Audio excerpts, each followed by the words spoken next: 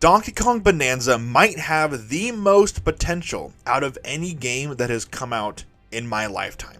Now, what do I mean by that? Well, allow me to explain.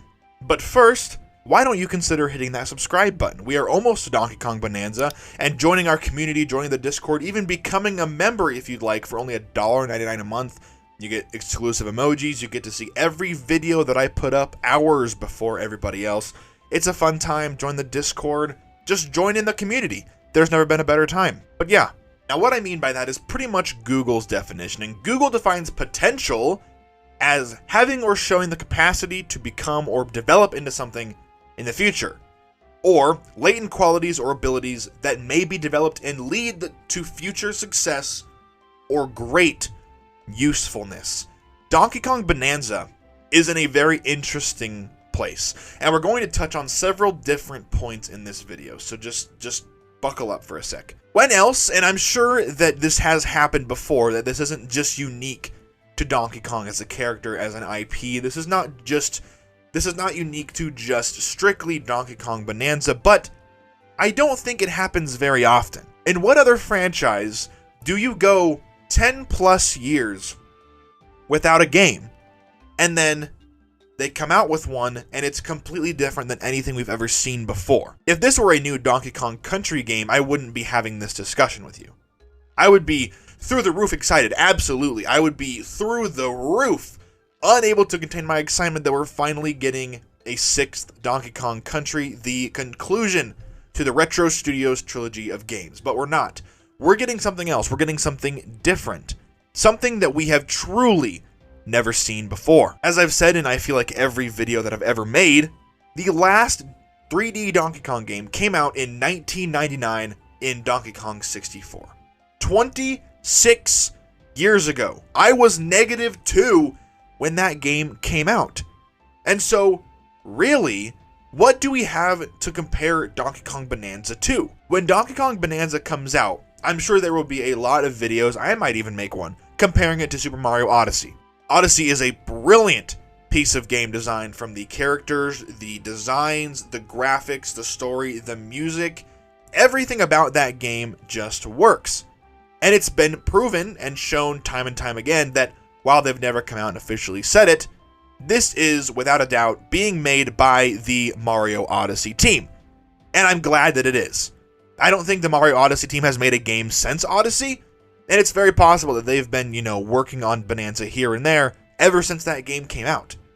One of the most successful games on the Nintendo Switch, and for good reason. So when I say that the Bananza has potential that we've never seen before, I mean because we don't have a lot to go off of going in.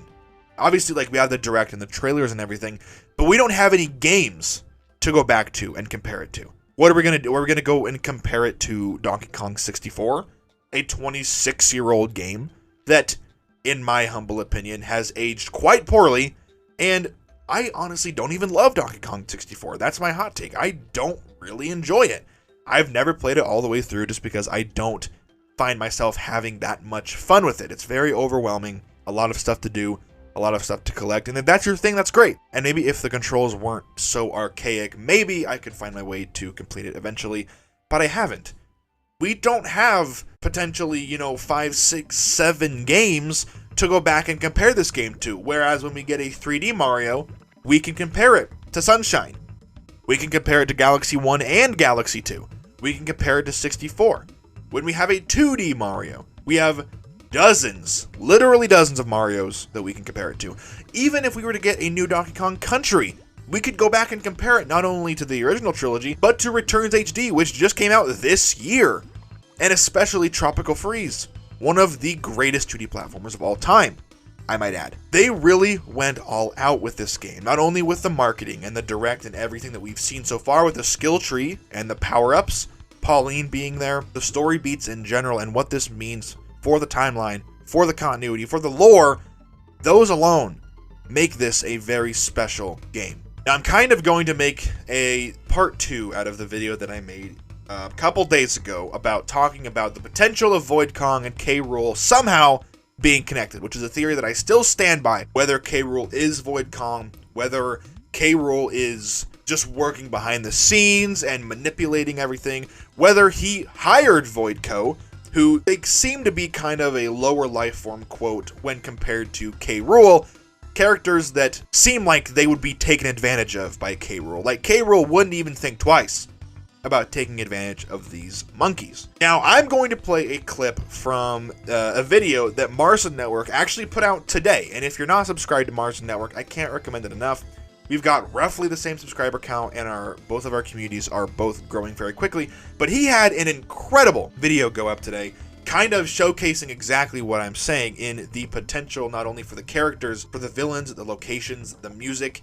Everything is unchained. Everything is no longer bound by anything because they are setting the precedent with this game. Again, they don't have 5, 6, 7 3D Donkey Kong games to go and compare it to. This is it. They have this and a game that came out almost 3 decades ago. And if you're going to go and compare it to that, then, well, you might be a little bit disappointed. So I'm going to play the clip from the video right now. And when I say that the video blew my mind, I am not being sarcastic in the slightest. I hadn't even thought of this theory, and the way that he looked at things and the way that I'm now going to look at things going forward, because it is a big deal, and I feel like the implications of what he says are huge. So here is that video right now. And specifically, this one boss that I'm showing on screen. I'm pretty sure that this front part are nostrils, and then there's the eyes. Which you could also make the argument that the nostrils are also not the same size. But even with that, why would it be crocodiles? Why? We already know about the crocoids, but again, why would they be crocodiles? It really makes me feel like, and especially since this is a boss character, Grumpy Kong is making these types of enemies because there's somebody else that's overseeing all of this. Somebody else that's behind all of this potentially. That's the only thing I'm unsure of. Is K. Rool behind Void Co.? Is K. Rool someone that Void Co. is trying to please by doing something that K. Rool wants in return of something else? That's the only thing I have no clue on. Pretty insane, right?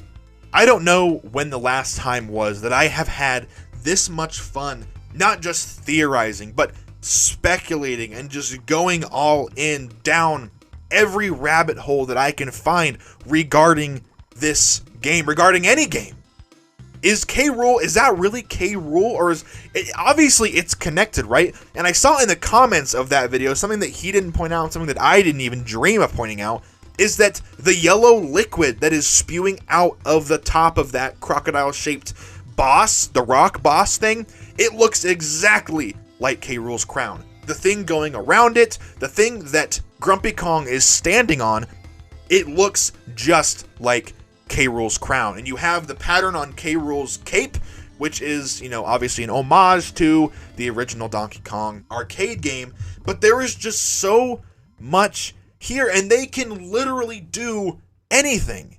And again, circling back to my point, they have no chains. They have whatever guidelines were given to them, and that's it. They are free from everything that we've seen to just go bananas. Pun absolutely intended. Even if K. Rool isn't in the game at all. And keep in mind, guys, there is a very, very large chance, I would say it's likely, that K. Rool does not appear in this game. That he will not be the fake out villain, that he will not be the person pulling the scenes. He won't show up. And if he doesn't show up, that is completely fine. Just don't go in expecting him to.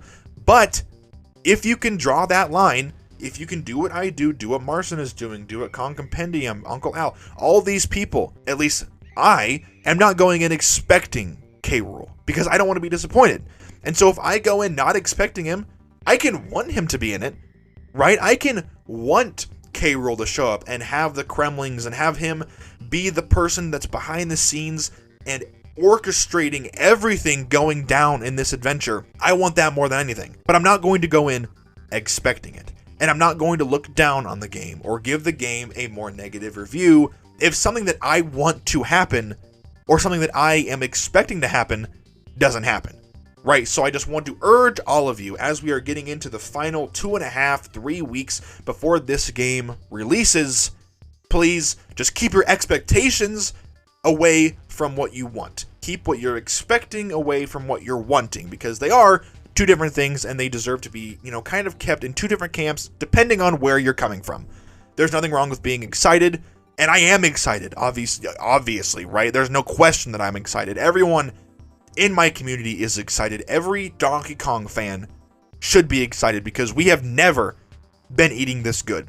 Every single Donkey Kong Country game is readily available on Nintendo Switch 1 and 2. They just got to add Donkey Kong 64, and maybe I'll replay it, who knows. But guys, they are going completely off the rails with this one, and I could not be more thrilled that they are embracing the insanity of this franchise, and I really hope that that means a certain green crocodile will show up at some point soon. So guys, thank you so much as always for watching the video.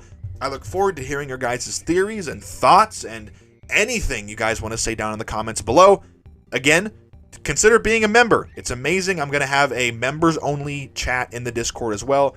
Join the Discord, do all of those amazing things, like the video, subscribe. I will see you all in the next video. I hope you guys have a great rest of your day. Enjoy your weekend and take care.